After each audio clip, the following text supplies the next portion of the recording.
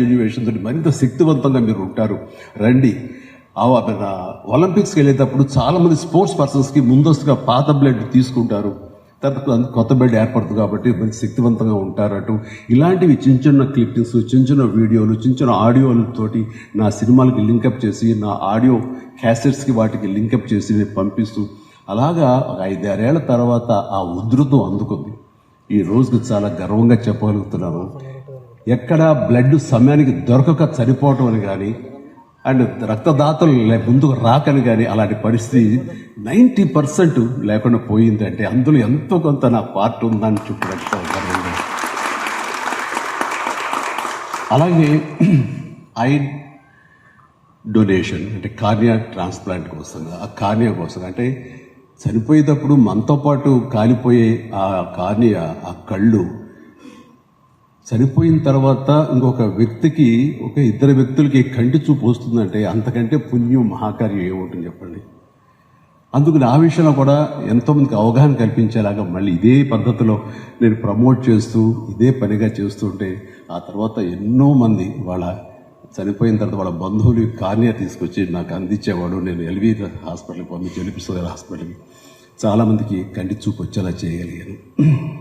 ఈరోజు ఉదయం 2:30-3 గంటలకి మా అత్తగారు ఇక లేరు అన్న వార్త వచ్చిన తర్వాత అరవింద్ గారేమో బెంగళూరు వెళ్ళారు. నేను ఒక్కడిని ముందు వెళ్ళినవాడిని. నేను అక్కడికి వెళ్ళిన తర్వాత ఆవిడ నో మోర్. ఆ సమయంలో గోపి గారు మనం అనుకున్న ఈ ఆర్గాన్ డొనేషన్ గురించి నాకు గుర్తుకొచ్చింది.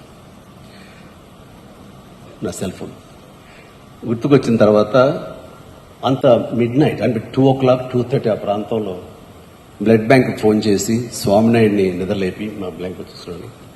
ఎల్వి ప్రసాద్ హాస్పిటల్ ఎవరైనా టెక్నీషియన్స్ ఉంటారా, నేను ఆవిడ కార్నియా ఐ డొనేషన్కి నేను మిగతా ప్రిపేర్ చేస్తాను అంటే, సార్ ఈజీ చేయొచ్చు సార్, వాళ్ళు రెడీగా ఉంటారు, స్టాండ్ బై 24/7 అంటే వాళ్ళకి తీసుకురా ముందని చెప్పేసి అరవింద్కి ఫోన్ చేసిన. అరవింద్కి తెలిసి ఎయిర్పోర్ట్కి బయలుదేరాడు.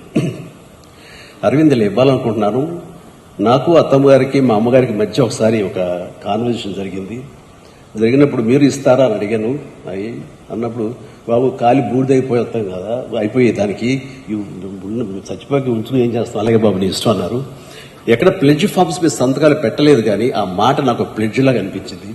ఏం చేయమంటావు అరవింద్ అడిగితే please go head. So early morning అది తీసి నేను హాస్పిటల్కి వెంటనే పంపించాను. దానికి సాక్ష్యమే ఇది.